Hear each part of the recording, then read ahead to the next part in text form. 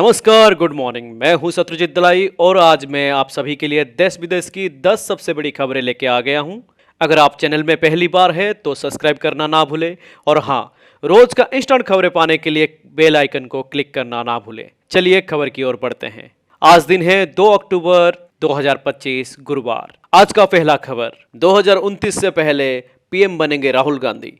कांग्रेस नेता के दावे से सियासी भूचाल, गिरने वाली है मोदी सरकार। भंडारा जिले में आने वाले दिन कांग्रेस के होंगे और 2029 से पहले ही राहुल गांधी देश के प्रधानमंत्री के रूप में नजर आएंगे। विधायक विजय वडेट्टीवार ने अपने मार्गदर्शन भाषण में कहा, उन्होंने कार्यकर्ताओं से अपील की कि भ्रष्टाचारी महायुति सरकार के विफल कार्यों को जनता तक पहुंचाने और संगठन को मजबूत बनाने के लिए एकजुट होकर काम करें। कांग्रेस के विधायक विजय वडेट्टीवार के इस दावों के बाद सियासी गलियारों में हड़कंप मच गया है। 2029 से पहले राहुल गांधी के पीएम बनने के दावे के बीच सवाल यह उठ रहा है कि क्या केंद्र की नरेंद्र मोदी सरकार अपना तीसरा कार्यकाल नहीं पूरा करने वाली है। वे कांग्रेस कमेटी भंडारा द्वारा आयोजित सत्कार समारोह एवं कार्यकर्ता बैठक में बोल रहे थे। कांग्रेस कार्यकर्ताओं की ओर से नवनियुक्त महाराष्ट्र प्रदेश कांग्रेस अधिकारी जिया पटेल, महासचिव महाराष्ट्र प्रदेश कांग्रेस कमेटी तथा जय डोगरे, सचिव महाराष्ट्र प्रदेश कांग्रेस कमेटी का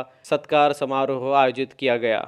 इस अवसर पर जिला स्तरीय कांग्रेस पदाधिकारी व कार्यकर्ताओं की बैठक भी स्वतंत्र हुई। नंबर 2 पर पाक ऑक्युपाई कश्मीर से आ गई वो खबर जिसके इंतजार में 78 सालों से था भारत। पाकिस्तान द्वारा जबरन कब्जाए गए पीओके से ऐसी तस्वीर आई है जिसका इंतजार भारत को 78 सालों से था। 78 साल पहले पाकिस्तान ने भारत के इस इलाके पर कब्जा कर लिया था, लेकिन इस इलाकों को पाकिस्तान के कब्जे से छुड़वाने के लिए पीओके की जनता ने भी सबसे बड़ी जंग छेड़ दी है। मजे की बात यह है कि कुछ दिन पहले भारत के रक्षा मंत्री राजनाथ सिंह ने बस इतना कहा था कि पीओके खुद पर खुद भारत में आकर मिलेगा। इस बात को पीओके की जनता ने दिल से लगा लिया है। पीओके की जनता ने इस इलाके को भारत का बताते हुए पाकिस्तानी सैनिकों की गाड़ियों और कंटेनरों को नदी में फेंक दिया। पीओके की जनता इस तरह से लड़ती रही तो 10 दिनों में आजादी हासिल कर लेगी। नंबर 3 पर जिन्होंने इंडिया पाकिस्तान के मैच देखा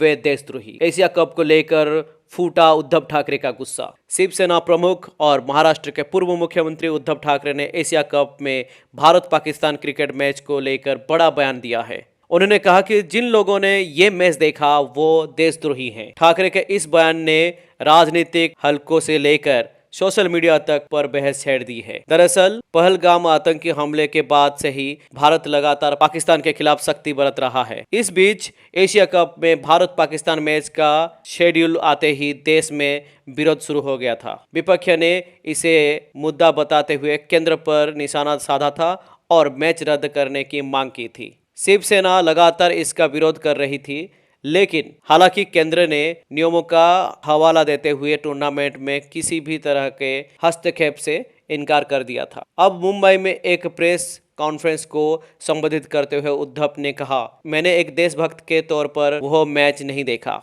जो लोग देख रहे थे वे देशद्रोही हैं। देशभक्ति केवल खेल देखने तक सीमित नहीं हो सकती। देश हित के मामले में जागरूक रहना और सही समय पर सक्रिय होना ही सच्ची देशभक्ति है। नंबर 4 पर गुलाम जम्मू कश्मीर में पाकिस्तानी सेना की बर्बरता। तीसरे दिन हिंसक प्रदर्शन में 4 लोगों की मौत। डिजिटल डेस्क, नई दिल्ली। गुलाम जम्मू कश्मीर में पाकिस्तानी सेना की बर्बरता देखने को मिल रही है। पाकिस्तान सरकार के खिलाफ लगातार तीसरे दिन हिंसक प्रदर्शन में बुधवार को 8 नागरिकों की मौत हो गई। सूत्र के अनुसार बाग जिले के धीरकोट में 4 और मुजफ्फराबाद में 2 और गिरपुर में 2 लोगों की मौत हुई है। मंगलवार को भी मुजफ्फराबाद में 2 और मौत हुई थी। पिछले 72 घंटे में मौलिक अधिकारों के हनन के मुद्दे पर आवामी एक्शन कमेटी ने नेतृत्व में गुलाम जम्मू कश्मीर में बड़े पैमाने पर विरोध प्रदर्शन हुए हैं, जिसमें बाजार, दुकानें और स्थानीय व्यवसाय पूरी तरह से बंद है। साथ ही ट्रांसपोर्ट सर्विस भी ठप है। बुधवार सुबह प्रदर्शनकारियों ने पत्थर फेंके और मुजफ्फराबाद की ओर उनके मार्च को रोकने के लिए पुलों पर रणनीतिक रूप से रखे गए बड़े शिपिंग कंटेनर नीचे नदी में फेंक दिए। नंबर 5 पर 1600 करोड़ ऊंट के मुंह में जीरा। अमित शाह से बोले पंजाब के सीएम मान, गृह मंत्री ने दिया यह जवाब। जागरण टीम चंडीगढ़। पंजाब के मुख्यमंत्री भगवंत मान मंगलवार को नई दिल्ली में केंद्रीय गृह मंत्री अमित शाह से मिले। मान ने कहा कि भीषण बाढ़ से हुए अभूतपूर्व नुकसान की पर्याप्त भरपाई की आस लगाए पंजाब को प्रधानमंत्री नरेंद्र मोदी की ओर से घोषित 1600 करोड़ की राहत राशि ऊंट के मुंह में जीरे के तुल्य है। इस पर गृह मंत्री शाह ने मान को आश्वासन दिया कि पीएम की ओर से घोषित 1600 करोड़ रुपए तो टोकन मनी है, पंजाब के नुकसान की भरपाई के लिए और राशि दी जाएगी। शाह ने कहा कि मोदी सरकार पंजाब के लोगों के साथ कंधे से कंधा मिलाकर खड़ी है और प्रभावित लोगों को हर संभव सहायता देने के लिए प्रतिबद्ध है। नंबर 7 पर मुस्लिम दुनिया ने सरेंडर कर दिया। ट्रंप के गाजा प्लान का समर्थन कर बुरा फंसा पाकिस्तान, दे रहा सफाई। अमेरिकी राष्ट्रपति डोनाल्ड ट्रंप की 20 सूत्री गाजा शांति योजना ने अंतर्राष्ट्रीय पोर्टल पर हलचल मचा दी है, लेकिन इस बीच पाकिस्तान के प्रधानमंत्री शहबाज शरीफ का इस योजना का खुला समर्थन उनके लिए मुसीबत बन गया है। उनके विरोधी कह रहे हैं कि शहबाज शरीफ ने ट्रंप के आगे सरेंडर कर दिया है। विपक्षी नेता और आम नागरिक उन्हें गद्दार करार दे रहे हैं, जिसने फिलिस्तीन के साथ धोखा किया है। मामला बिगड़ता देख शहबाज सरकार ने सफाई दी है कि ट्रंप की गाजा योजना में पाकिस्तान के सभी मांगे को शामिल नहीं किया गया है। ट्रंप ने सोमवार को व्हाइट हाउस में अपनी गाजा योजना का ऐलान किया। ट्रंप और इजराइल के प्रधानमंत्री बेंजामिन नेतन्याहू के बीच वार्ता के बाद प्रस्तुत की गई इस योजना में गाजा में युद्ध तत्काल खत्म करने, हमास द्वारा बंधक बनाए गए सभी लोगों को रिहा करने और गाजा के असैनिकीकरण का प्रस्ताव है। योजना में इजराइल को गाजा के आसपास सुरक्षा परिधि बनाने और फिलिस्तीन कैदियों की रिहाई का प्रावधान है, लेकिन कई आलोचकों का मानना है कि यह प्लान इजराइल के हितों को प्राथमिकता देता है और फिलिस्तीनियों की सहमति को नजरअंदाज करता है। ट्रंप ने प्रेस कॉन्फ्रेंस में शहबाज शरीफ और पाकिस्तानी सेना प्रमुख फील्ड मार्शल असीम मुनीर की खुलेआम तारीफ की। उन्होंने कहा, पाकिस्तान के प्रधानमंत्री और फील्ड मार्शल शुरू से हमारे साथ थे। उन्होंने 100% समर्थन का बयान जारी किया है। वे कमाल के लोग हैं। इसके बाद प्रधानमंत्री शहबाज शरीफ ने गाजा योजना का स्वागत करते हुए कहा कि फिलिस्तीन जनता और इजराइल के बीच स्थायी शांति ही क्षेत्र में राजनीतिक स्थिरता और आर्थिक विकास ला सकती है। लेकिन उनके इस बयान ने पाकिस्तान के भीतर कड़ी प्रतिक्रिया पैदा कर दी। राजनीतिक दलों, विश्लेषकों, पत्रकारों और कार्यकर्ताओं ने इसे सरेंडर करार देते हुए सरकार पर ऐतिहासिक रुख से पीछे हटने का आरोप लगाया। नंबर 8 पर थोड़ा तमीज में रहो। भारत के लिए ट्रंप से भिड़ा यूरोपीय देश, निकाल दी हैकड़ी। भारत ने विश्व मंच पर अपनी मजबूती और बढ़ती आर्थिक ताकत के साथ खुद को स्थापित किया है, लेकिन हाल ही में अमेरिका ने भारत पर 50% के टैरिफ लगाए, जो दोनों देशों के बीच व्यापारिक रिश्तों में तनाव का कारण बने। ये कदम अमेरिका की ओर से इसलिए उठाया गया क्योंकि उनका तर्क है कि भारत रूस से तेल और हथियार खरीद रहा है और ऐसा करके वो यूक्रेन संकट में रूस का साथ दे रहा है। हालांकि इस मुद्दे पर फिनलैंड का भी एक बड़ा बयान सामने आया है।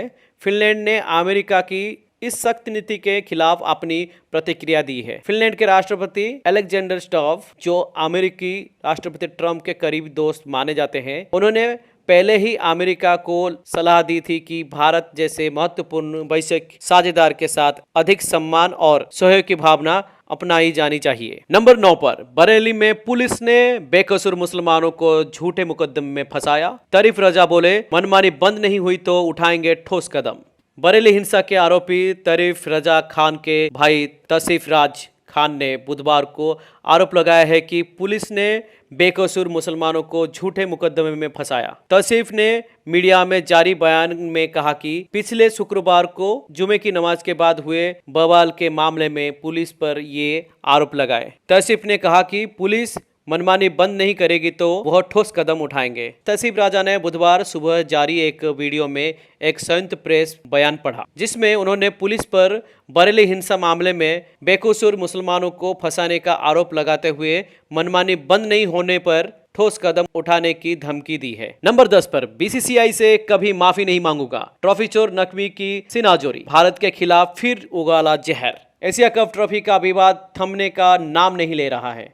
28 सितंबर को एशिया कप 2025 फाइनल जीतने वाली भारतीय टीम ने नकवी के हाथों से ट्रॉफी लेने से इनकार कर दिया था। पीसीबी चीफ के जिद पर अड़ गए कि ट्रॉफी वो अपने हाथ से ही देंगे और इसे लेकर वो खुद ही मैदान से भाग गए। हाल ही में खबरें आई कि मोहसिन नकवी ने इस पूरे मामले को लेकर भारतीय क्रिकेट कंट्रोल बोर्ड बीसीसीआई से माफी मांगी है और यह भी माना है कि ऐसा नहीं करना चाहिए था। इसे लेकर नकवी का बयान सामने आया है, जिसमें माफी मांगने के इन दावों को खारिज कर दिया। मोहसिन नकवी ने एक बयान में कहा है कि उन्होंने बीसीसीआई से कोई माफी नहीं मांगी है और न ही कभी मांगेंगे। इतना ही नहीं, उनकी नकवी ने भारतीय मीडिया को झूठा तक कह दिया। बयान में कहा, भारतीय मीडिया झूठ पर फलता फूलता है, तथ्यों पर नहीं। मैं यह बिल्कुल स्पष्ट कर दूं, मैंने कुछ भी गलत नहीं किया है और मैंने बीसीसीआई से कभी माफी नहीं मांगी है और न ही कभी मांगूंगा। आज के लिए बस खबर इतना ही। कल मिलते हैं, तब तक के लिए धन्यवाद।